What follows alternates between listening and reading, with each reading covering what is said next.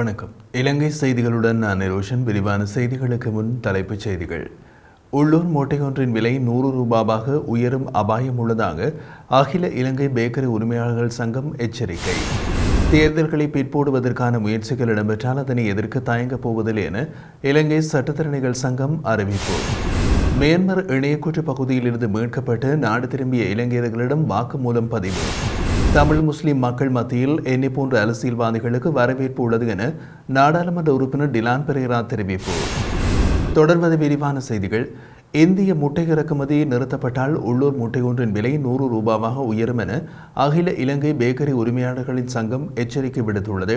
இது தொடர்பாக மேலும் தெரிய வருவதாவது, நாட்டின் பல பகுதிகளிலும் கடந்த சில வாரங்களாக முட்டை ஒன்றின் விலை 50 ரூபாவை கடந்து அதிகரித்துள்ள நிலையில் விற்பனை செய்யப்பட்டு வருவதாக பொதுமக்கள் குற்றம் சுமத்தியுள்ளனர். இந்த நிலையில் முட்டையின் விலை அதிகரிப்பு காரணமாக புத்தாண்டு காலத்தில் ஒரு சில பெரிய அளவிலான உற்பத்தியாளர்களை தவிர ஏனைய பேக்கரிகள் கேக் தயாரிக்கவில்லை என்றும் பேக்கரி உரிமையாளர்கள் சங்கத்தின் தலைவர் NK ஜெயவர்தன தெரிவித்துள்ளார். இந்த ஆண்டில் கேக் விற்பனை 75% குறைந்துள்ளதாகவும் ஏப்ரல் மாத தொடக்கத்தில் வேகமாக வீழ்ச்சியடைந்த முட்டையின் விலை மீண்டும் மிகவும் அநியாயமாக உயர்த்தப்பட்டுள்ளதாகவும் அவர் குறிப்பிட்டுள்ளார். இதேவேளை நாட்டில் ஏற்பட்டுள்ள முட்டை தட்டுப்பாடு மற்றும் முட்டை விலை அதிகரிப்பு என்பவற்றை கருத்தில் கொண்டு இந்தியாவிலிருந்து முட்டைகளை இறக்குமதி செய்து குறைந்த விலைக்கு வழங்கும் நடவடிக்கை தற்போது முன்னெடுக்கப்பட்டு வருகிறது. எனினும் இந்தியாவிலிருந்து முட்டைகளை இறக்குமதி செய்வதற்கு உள்ளூர் முட்டை உற்பத்தியாளர்கள் எதிர்ப்பு தெரிவித்தாலும் முட்டைக்கான விலைகள் குறைக்கவில்லை. தற்போது முட்டைக்கான தட்டுப்பாடு நிலவுவதோடு முட்டையுடன் தொடர்புடைய அனைத்து உணவுப் பொருட்களின் விலைகளும் அதிகரித்துள்ளதாகவும் தெரிவித்துள்ளார். இதேவேளை உள்நாட்டில் மீண்டும் முட்டை விலை அதிகரிக்கும் பட்சத்தில் அரசாங்கம் இந்தியாவிலிருந்து மீண்டும் முட்டைகளை இறக்குமதி செய்யும் என வர்த்தக அமைச்சர் நளின் பெர்னாண்டோ சில தினங்களுக்கு முன்னர் தெரிவித்திருந்தமை குறிப்பிடத்தக்கது. இலங்கைக்கு வரும் சுற்றுலா பயணிகளுக்கு விரோதமாக செயற்படுபவர்களுக்கு எதிராக உடனடியாக கடும் நடவடிக்கை எடுக்கப்படும் என சுற்றுலா ராஜாங்க அமைச்சர் டயானா கமகே எச்சரித்துள்ளார். அண்மையில் விற்பனையாளர் ஒருவர் சுற்றுலா பயணி ஒருவருக்கு அதிக விலைக்கு கொத்துரோட்டியை விற்பனை செய்ய முயன்ற விவகாரம் தொடர்பாக ஊடகங்களுக்கு கருத்துரைத்த போது அவர் இந்த எச்சரிக்கையை விடுத்துள்ளார். தற்காலத்தில் சுற்றுலா பயணிகள் முட்டாள்கள் அல்ல, அவர்களை ஏமாற்ற முடியாது என்று குறிப்பிட்ட ராஜாங்க அமைச்சர் விருந்தோம்பல் நட்புறவுமிக்க சுற்றுலா தலமாக உள்ள இலங்கையின் நற்பெயருக்கு பாதிப்பினை ஏற்படுத்த வேண்டாம் என்றும் கூறியுள்ளார்.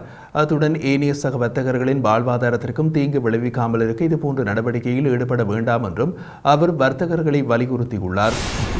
நாடாளுமன்ற ஜனாதிபதி தேர்தல்களை பிற்போடுவதற்கான முயற்சிகள் இடம்பெற்றால் அதனை எதிர்க்க தயங்கப் போவதில்லை என இலங்கை சட்டத்தரணிகள் சங்கம் தெரிவித்துள்ளது. தேர்தல்களை பிற்போடுவது சர்வஜன வாக்குரிமை குறித்த மக்களின் நம்பிக்கைக்கு பாதிப்பை ஏற்படுத்தும் என குறிப்பிட்டுள்ள இலங்கை சட்டத்தரணிகள் சங்கத்தின் தலைவர் கௌசல்யா நவரட்ன மக்களின் வாக்குரிமைக்கு சவால் விடுகின்ற விடயமாகும் எனவும் தெரிவித்துள்ளார். தொடர்ந்தும் தெரிவித்த அவர், ஜனாதிபதி தேர்தல் நாடாளுமன்ற தேர்தல்களில் இது முதலில் இடம்பெற வேண்டும் என தெரிவிக்கும் அரசமைப்பு ஏற்பாடுகள் எதுவும் இல்லை. அரசமைப்பில் குறிப்பிடப்பட்ட காலத்திற்குள் இந்த தேர்தல்கள் இடம்பெற வேண்டும் என்றே சட்டம் தெரிவிக்கிறது என்றும் குறிப்பிட்டுள்ளார். மக்களால் தெரிவு செய்யப்பட்ட ஜனாதிபதிக்கு பதில் தற்போதைய ஜனாதிபதி ஆட்சி புரிகின்றார். தற்போதைய ஜனாதிபதியின் பதவிக்காலம் இந்த நவம்பருடன் முடிவுக்கு வருகின்றதன்படி நவம்பருக்கு முன்னர் ஜனாதிபதி தேர்தல் இடம்பெற வேண்டும் என்றும் குறிப்பிட்டார். அதே நேரம் நாடாளுமன்றத்தின் ஆயுள் காலம் முடிவடைந்ததும் நாடாளுமன்ற தேர்தலை நடத்த வேண்டும். நாடாளுமன்றத்தை அதற்கு முன் கலைக்க முடியும் என்றால் ஜனாதிபதி தேர்தலுக்கு முன்னர் நாடாளுமன்ற தேர்தலை நடத்தலாம். குறிப்பிட்ட காலத்திற்குள் தேர்தலை நடத்த வேண்டியது நாடாளுமன்றத்தினதும் தேர்தல் ஆணையகத்தினதும் கடமை என்றும் அவர் தெரிவித்துள்ளார். மியான்மரின் மியாவாடி இணையக்குற்ற பகுதியிலிருந்து மீட்கப்பட்ட 8 இளைஞர்கள் நாட்டை வந்தடைந்துள்ளனர். தாய்லாந்தில் இருந்து ஜுவல் 403 எனும் விமானத்தின் மூலம் இன்று காலை கட்டுநாயக்க பண்டாநாயக்க சர்வதேச விமான நிலையத்தை வந்தடைந்தார்கள். இதன்படி 6 ஆண்களும் 2 பெண்களும் நாட்டை வந்தடைந்துள்ளதாக தெரிவிக்கப்படுகிறது.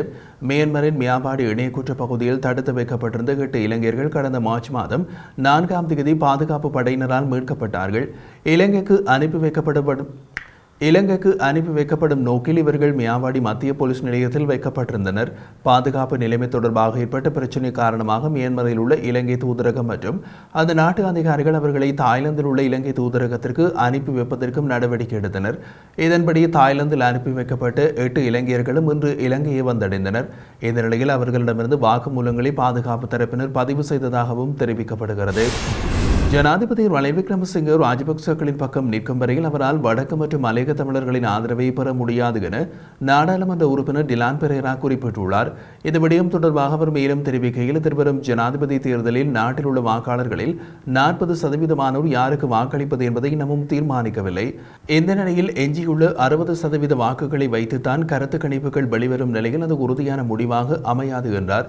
மேலும் வடக்கு, கிழக்கு மற்றும் மலையகத்தில் வாழும் தமிழ் மக்கள் ராஜபக்சக்களுடன் ரணில் விக்ரமசிங்கே இருக்கும் வரை அவருக்கு ஆதரவு வழங்க மாட்டார்கள். ரணில் விக்ரமசிங்கே எப்படித்தான் முயற்சித்தாலும் ராஜபக்சக்களுடன் இருக்கும் வரை அவரின் முயற்சி வெற்றியளிக்காது. குறிப்பாக வடக்கு, கிழக்கு மற்றும் மலையகத்தில் உள்ள மக்களுள் பெரும்பாலானவர்கள் ஐக்கிய மக்கள் சக்தி பக்கம்தான் தற்போது நிற்கின்றனர். குறிப்பாக வடக்கு, கிழக்கு மற்றும் மலையகத்தில் உள்ள மக்களுள் பெரும்பாலானவர்கள் ஐக்கிய மக்கள் சக்தி பக்கம்தான் தற்போது நிற்கின்றனர். இதேவேளை தமிழ் முஸ்லிம் மக்கள் மத்தியில் என்னை போன்ற அரசியல்வாதிகளுக்கு வரவேற்பு உள்ளது. அந்த மக்களின் உரிமைக்காக முன்னின்றவன் நான். அதனால் சிங்கள புலி என்று கூட என்னை முத்திரை குத்தினார்கள் என்றும் அவர் மேலும் தெரிவித்துள்ளார். முன்னாள் ஜனாதிபதி மைத்திரிபால சிறிசேன ஸ்ரீலங்கா சுதந்திர கட்சியின் தலைவராக தொடர்ந்து செயற்படுவதற்கான தடை உத்தரவை கொழும்பு மாவட்ட நீதிமன்றம் மேலும் நீடித்துள்ளது. மைத்திரிபால சிறிசேனவுக்கு எதிராக முன்னாள் ஜனாதிபதி சந்திரிகா பண்டாநாயக்க குமாரதுங்கவினால் தாக்கல் செய்யப்பட்ட வழக்கு கொழும்பு மாவட்ட நீதிமன்றத்தில் இன்று வியாழக்கிழமை விசாரணைக்கு எடுத்துக் கொள்ளப்பட்ட போது எதிர்வரும் மே மாதம் 9ஆம் தேதி வரை தடை உத்தரவு நீடிக்கப்பட்டுள்ளது. இந்த நிலையில் ஸ்ரீலங்கா சுதந்திர கட்சியின் அரசியல் குழு கூட்டம் இன்று வியாழக்கிழமை மாலை பதில் தலைவர் நிமால் ஸ்ரீபால டி சில்வா தலைமையில் கூடி முக்கியமான விடயங்கள் பேசப்பட்டதாக கட்சி தகவல்கள் தெரிவிக்கின்றன. கட்சியினை மீள புதுப்பிக்க வேண்டும் என சந்திரிகா கூறி வந்த நிலையில் மைத்திரிபால சிறிசேனவின் தலைமை பதிவுக்கு நீதிமன்றம் இடைக்கால தடை உத்தரவு வழங்கியுள்ளமை குறிப்பிடத்தக்கது. உயிர்த்த ஞாயிறு சம்பவம் தொடர்பில் முன்னாள் ஜனாதிபதி கோட்டாபய ராஜபக்ச ஏமாற்றிவிட்டதாக கொழும்பு பேராயர் மல்கம் கர்தினால் ரஞ்சித் ஆண்டகை குற்றம் சுமத்தியுள்ளார். முன்னாள் ஜனாதிபதி கோட்டாபய ராஜபக்ச பதவிக்கு வர முன்னர் கொடுத்த வாக்குறுதிகளை பதவிக்கு வந்த பின்னர் காப்பாற்ற தவறியமையால் அவர் தம்மை ஏமாற்றிவிட்டதாகவும் அவர் சுட்டிக்காட்டியுள்ளார். இந்த விடயத்தில் ஒரு தடவை கையை சுட்டுக் கொண்டதாக தெரிவித்த ஆண்டகை மக்கள் விடுதலை முன்னணியுடனான சந்திப்புக்கு இணக்கம் தெரிவித்துள்ளதாகவும் கூறினார். இதேவேளை எதிர்வரும் 21ஆம் தேதி கூட உயிர்த்த ஞாயிறு சம்பவம் இடம்பெற்று 5 வருடங்கள் முடிவடையும் நிலையில் பாதிக்கப்பட்டவர்களுக்கு நீதியினை பெற்றுத்தரும் நோக்கில் தேசிய மக்கள் சக்தி 7 பரிந்துரைகளை முன்வைத்துள்ளது. தேசிய மக்கள் சக்தியின் ஆட்சியின் மூலம் குறித்த தாக்குதலுடன் தொடர்புடைய அனைவருக்கும் உரிய சட்ட நடவடிக்கைகளின் மேற்கொள்ளப்படும் என அந்த கட்சி அறிவித்துள்ளது. அதன்படி உயிர்த்த ஞாயிறு சம்பவத்தால் இனங்களுக்கிடையே வேற்றுமையினை உருவாக்கி இனவாத பிரச்சனைகளை உருவாக்கி அதிகளவான உயிர் மற்றும் பொருட்சேதங்களை உருவாக்கி குறுகிய அரசியல் நோக்கங்களை நிறைவேற்றும் நோக்கில் மேற்கொள்ளப்பட்ட சதி திட்டத்தை தீட்டிய பிரதான சூத்திரதாரிகளை சட்டத்திற்கு முன்னர் நிறுத்துவதற்கு நடவடிக்கை மேற்கொள்ளப்படும். இந்த சம்பவம் தொடர்பில் ஏற்கனவே அறிந்திருந்த போதும் கூட அதனை தடுப்பதற்கான எந்த ஒரு நடவடிக்கையை மேற்கொள்ளாது அது தொடர்பான விசாரணைகளை திசை திருப்பி பிரதான சூத்திரதாரிகளை காப்பாற்ற முயற்சி செய்து பாதுகாப்பு துறைகளை சேர்ந்த அதிகாரிகள், ஜனாதிபதி, பிரதமர் மற்றும் அமைச்சர்கள் உள்ளிட்ட பொறுப்பு கூற வேண்டிய அனைத்து அரசியல்வாதிகளையும் சட்டத்திற்கு முன் நிறுத்துவதற்கும் நடவடிக்கை மேற்கொள்ளப்படும். தேசிய மக்கள் சக்தி ஆட்சியின் மூலம் பதவி, தகுதி, தராதரம் பார்க்காத தண்டனைகள் வழங்கப்படுவதோடு இது தொடர்பாக தற்போது நடைபெற்று வரும் விசாரணைகளை துரிதப்படுத்துமாறும் உரிய பிரிவுகளிடம் கோரிக்கை விடுக்கப்படும்.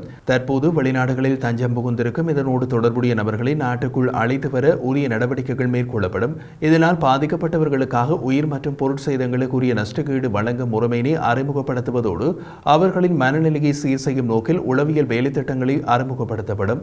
தற்போது அது தொடர்பாக மேற்கொள்ளப்பட்டுள்ள விசாரணைகளோடு செய்து மேலும் விசாரணைகளை மேற்கொள்வதற்கான சிறந்த குழுவை அமைத்து மிக குறுகிய காலப்பகுதியில் சம்பவத்தோடு தொடர்புடைய நபர்களை சட்டத்திற்கு முன்னிறுத்தி அவர்களுக்கு தண்டனையை வழங்க நடவடிக்கைகள் மேற்கொள்ளப்படும் என்று பரிந்துரைகள் முன்வைக்கப்பட்டுள்ளன. ஈரானிய ஜனாதிபதி இப்ராஹிம் ரைசியின் இலங்கை விஜயத்திற்கு அமெரிக்கா எதிர்ப்பு தெரிவித்துள்ளதாக ராஜதந்திர வட்டாரங்களில் அறிய முடிகிறது. அதன்படி இம்மாதம் 24ஆம் தேதி இலங்கைக்கு உத்தியோகபூர்வ விஜயத்தை மேற்கொள்ளும் அவர் உமாவோயா திட்டத்தின் திறப்பு விழாவில் கலந்து கொள்ளவே இலங்கை வருவதாக தெரிவிக்கப்படுகிறது. இந்த நிலையில் ஈரானிய ஜனாதிபதியின் இலங்கை வருகைக்கு இலங்கைக்கான அமெரிக்க தூதரகத்தின் உயர் அதிகாரிகள் அரசாங்கத்திடம் தமது ஆட்சேபனையை தெரிவித்துள்ளார்கள். அத்துடன் இலங்கையில் உள்ள இஸ்ரேல் தூதரகமும் அரசாங்கத்திடம் இந்த விடயம் தொடர்பாக தமது கவலையை வெளிப்படுத்தியுள்ளதாகவும் தெரிய வருகிறது. ஈரான் ஜனாதிபதியின் விஜயத்துக்கு முன்னதாக ஈரானிய பாதுகாப்பு படையின் அதிகாரிகள் குழு ஒன்று ஏற்கனவே இலங்கைக்கு வந்துள்ளதாகவும் தெரிவிக்கப்படுகிறது. ஈரானிய ஜனாதிபதி வருகை தரும் விமானம் மத்தள விமான நிலையத்தில் தரையிறக்கப்பட உள்ளதுடன் பலத்த பாதுகாப்புடன் உமாவுயா திட்டத்தை திறந்து வைக்க ஜனாதிபதி இப்ராஹிம் ரைசி அழைத்துச் செல்லப்பட உள்ளார். நிகழ்வு முடிந்த பின்னர் இருதரப்பு சந்திப்புகளின் பின்னர் அன்றைய தினமே இப்ராஹிம் ரைசி திரும்பிச் செல்லவும் திட்டமிட்டுள்ளார். ஈரானிய ஜனாதிபதியின் வருகையினால் அமெரிக்கா மற்றும் இஸ்ரேலின் எதிர்ப்பால் இலங்கை ராஜதந்திர ரீதியில் கடுமையான கடுமையான அழுத்தங்களை எதிர்கொள்ள நேரிட்டுள்ளது. கடன் மறுசீரமைப்பு உட்பட பங்குரோத்து நிலைக்கு சென்றிருந்த இலங்கையின் பொருளாதாரத்தை மீள கட்டியெழுப்ப அரசாங்கம் பல்வேறு முயற்சிகளை எடுத்து வரும் பின்புலத்தின் மேற்குலகத்தின் எதிரியாக கருதப்படும் எப்ராஹிம் ரைசிக்கு இலங்கையில் செங்கம்பள வரவேற்பு அளித்தால் அது இந்த செயல்பாடுகளை முன்னெடுத்துச் செல்வதில் இலங்கைக்கு சர்வதேச நெருக்கடிகள் ஏற்படும் அபாயம் உருவாகியுள்ளதாக அரசியல் ஆய்வாளர்கள் தெரிவித்துள்ளனர். ஈரானிய ஜனாதிபதியின் இந்த விஜயம் தொடர்பாக இஸ்ரேலின் மொசாட் புலனாய்வு பிரிவினரும் அமெரிக்க உளவுத்துறை மற்றும் பென்டகனும் உன்னிப்பாக அவதானம் செலுத்தி வருவதாகவும் தெரிவிக்கப்படுகிறது. குறிப்பாக ஏப்ரல் 1ஆம் தேதி சிரியாவின் தலைநகர் டமாஸ்கஸில் உள்ள ஈரானின் தூதரகம் மீது இஸ்ரேல் தாக்குதலை நடத்தியதை தொடர்ந்து இரு நாடுகளும் மாறி மாறி தாக்குதல்களை நடத்தி வரும் பின்புலத்தில் எப்ராஹிம் ரைசியின் இந்த விஜயம் பெரும் அவதானம் மிக்கதாக மாறியுள்ளது.